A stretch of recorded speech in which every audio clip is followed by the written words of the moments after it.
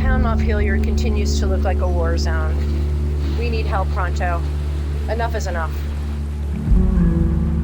I get emotional about it still. It was pretty traumatic to go in and see everything ruined, things strewn across the floor, everything soaked in mud and silt and feces and diesel fuel, and it was very disheartening. We closed for 3 weeks, deep cleaning and sanitizing, repainting, and luckily we've gotten a lot of support. People have given us like a cheap freeze dryer deal or loaned us a piece of equipment to help us get through, and we really, really appreciate that because we probably couldn't have done it without that. We're able to reopen and keep going in a new space.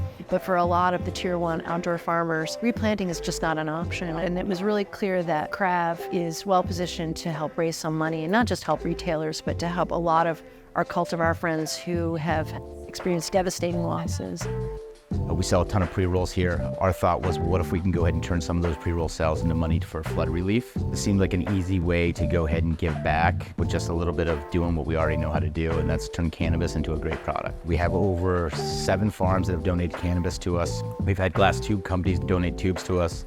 We've had different companies donate pre-roll papers to us. Vermont Heady Labels decided to go ahead and donate all their labels. CannaPlanners went ahead and helped with dialing in the logo and the labels to give them a nice dialed-in look, and branded it with the same thing as the Higher Calling Music Festival that we're going ahead and throwing on September 15th and 16th. After we go ahead and pay the tax on them, about $13.50 of every pre-roll sold will go to the grant fund to go ahead and help cannabis businesses affected by the flood.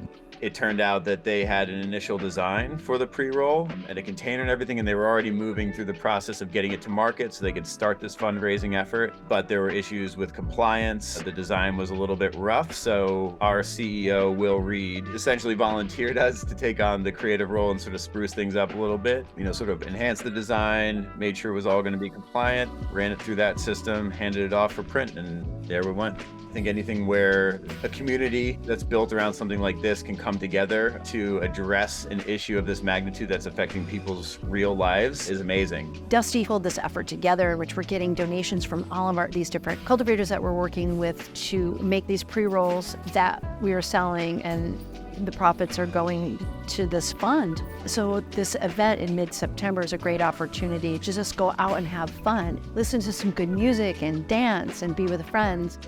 I'm excited to see where this fundraising effort goes. I mean, when it comes down to it, brick and mortar shops, farms, there's a lot of overhead dealing with businesses like that. So, every little bit that can be raised to support that community is a very good thing. And I hope that it ends up being a very effective effort. It also sets the tone for future efforts. Having an infrastructure in place, networks in place that allow for this sort of coordinated effort is just an amazing thing. So more the merrier.